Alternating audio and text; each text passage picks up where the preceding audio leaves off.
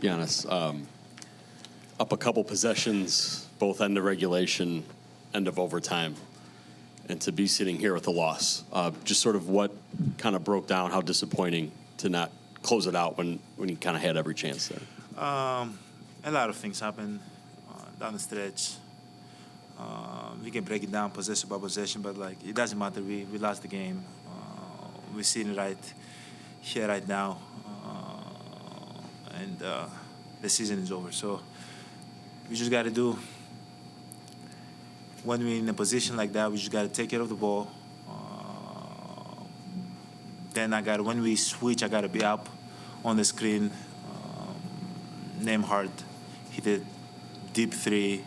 Got to do a better job being up. Halliburton drove the ball. We fouled him, sent him to the free throw line. We can just let the ball up. Now you're up two. You put the ball in. When it's a free throw game, you're up two. You make one free throw. You make both free throws. It's a 4-point game. We did a lot of mistakes, and in the end of the overtime, and in the end of the game. It definitely cost us. I think I'm very, very proud of everybody. Everybody, played their heart, out. The fight from beginning till the end. We guarded. We were physical. We were playing together. We moved the ball. Everybody was shooting the ball with confidence. Everybody was decisive. We was picking one another up. I'm very, very proud of my guys, the group. Obviously it's not what we wanted to go back to Milwaukee. And what, hurts me the most, I don't care about losing the game and all that. I felt like we owed this game to Dame.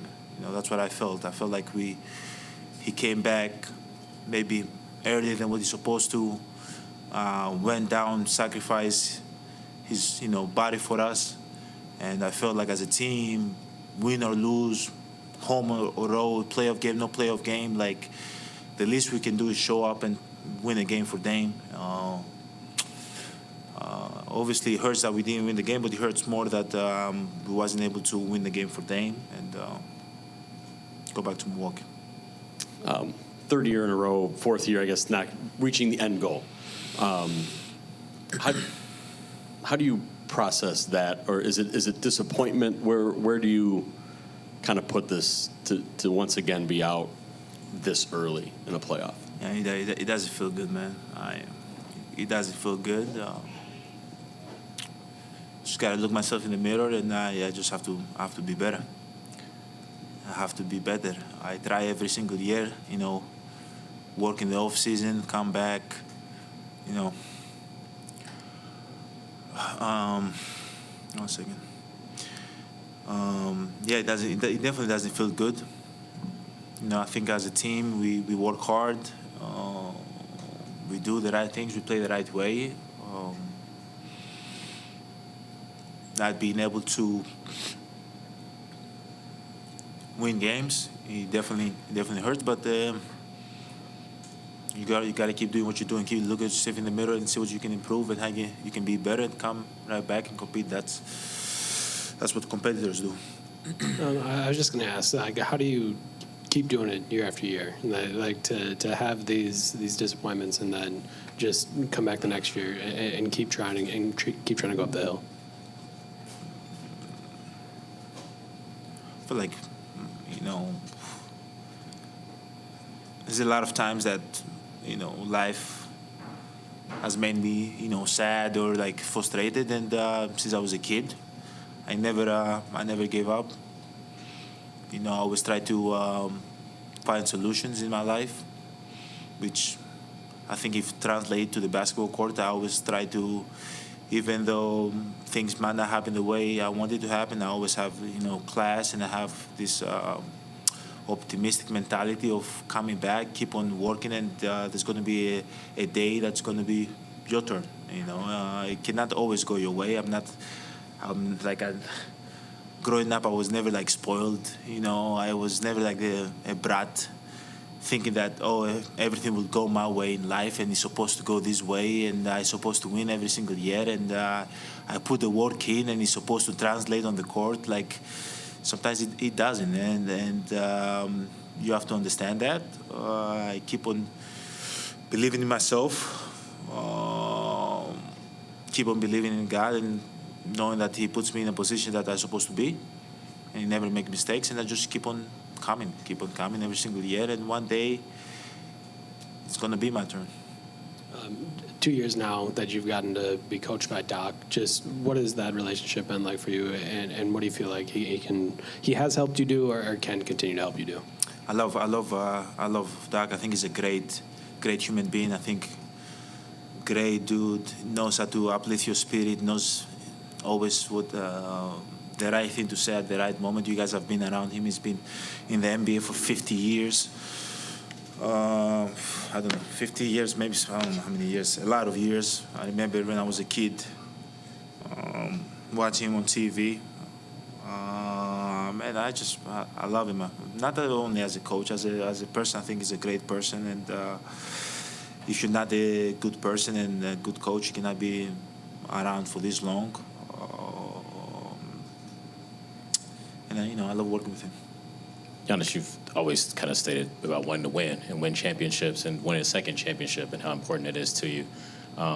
Do you think that you can still win that second championship here in Milwaukee after a third straight first-round exit? Look, I'm not going to do this. I'm not going to do this. I know how this is going to. Whatever I say, I know how it's going to translate.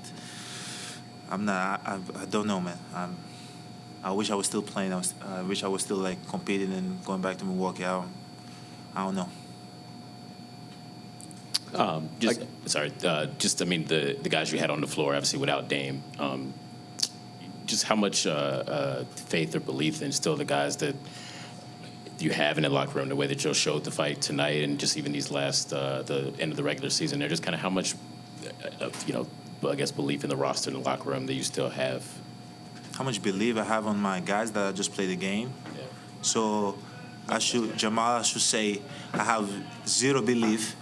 And 30 minutes ago, I was fighting for my life with the dudes, Gary, Bobby, Scoot, AJ, Jericho, Pat, Kuz, Brooke. And I can sit here and say I had zero belief, or I don't have as much belief anymore to my teammates. If I said that, would that be fair to them? That would never be fair to them. And it's not fair to say something like it's disrespectful towards them. And as a leader, 30 minutes ago, me and my teammates left everything, our heart on the floor, everything we had on the floor. So I believe to them today, I believe to them tomorrow. I always believed in them, and I always believe that we can win a game, and that belief will never go away. This end of, obviously you want Dame back and healthy. That is unfortunately usually a long-term injury. The way that you handle the ball today, end of season, how do you view that for yourself? I know you want to level up and be better. We've seen a different side of your playmaking, another 30-20-10 night tonight, 30-20. You know what I mean? What can you take from that, and is that something you think going forward here you can lean into? I don't want to talk about myself, but I always believed that this phases into my, and I always felt like that will be my last phase as a guy that can make and can set up the team and be like a legit point forward out there. At times I show that I can do it. At times when I have a great point guard next to me, I just let the guy do his job and I do my job. But I believe I've seen like one of the greatest players, LeBron James, being the best at it. You see like a lot of people playing that way right now, from Siakam, from Pablo, Scotty Barnes. You see like a lot of people that can handle the ball and put the teammates in the right place and make the team better. It's something that I enjoy to do. If I have an opportunity to come back next year and be able to do that, I would love. I think I can be good. I can help the team in that way. Speaking of that, did it feel like this is maybe the most control you've been able to exert on a game? Like just kind of picking out, right now I need to go get a bucket. Right now I can bring the defense here and make that pass. Like, Yeah, I think you get more comfortable because you have the ball, so you just pick and choose. Like when you play off the ball, you got to be very decisive. It's either you go downhill, you shoot the ball, or you make something happen. Like when you have the ball all the time, now you got to pick and choose. Sometimes you got to be aggressive, go to your spot. Sometimes you gotta get your teammates involved. Sometimes you gotta move it. You gotta read the momentum of the game. If they have the momentum, now it's time that as a team we gotta move the ball. Everybody gotta touch it. Somebody gotta set a screen, either stick it or goes, so I can get downhill. If I don't have nothing, swing, go play the second side. Like I think I'm able at this moment in my career to kind of read the game better. But I think I can still improve in that area a lot. I don't really see you as someone that gets into it with people after the game. It looked like you were kind of standing there by the three-point line, then all of a sudden you're in the middle of kind of everything. Just what happened kind of out on the floor after the game? Nothing. And this is the last thing I'm going to say. I won't talk a lot. We lost the game. It doesn't really matter. One thing I'll say is that I believe like being humble in victory. That's how I am. Now there can be a lot of people out there that are like, no, when you win the game, you gotta tag, and it's a green light for you to be disrespectful towards somebody else. I disagree. I've won the championship. They haven't. Okay, and that doesn't say anything. I'm not trying to minimize their effort, but I remember when I won, my mom that she's never missed the games from February 11th or 13th when she came in Milwaukee against the Knicks. She never missed a game. When we won the championship, I remember my mom, she was scared to cross. She was like, am I allowed to come and hug my son? I see, except now my brother does media. For this year, he wants to come back and play. But like, except in that, you've never seen my family like see courtside. See, this is not something that we do. We don't.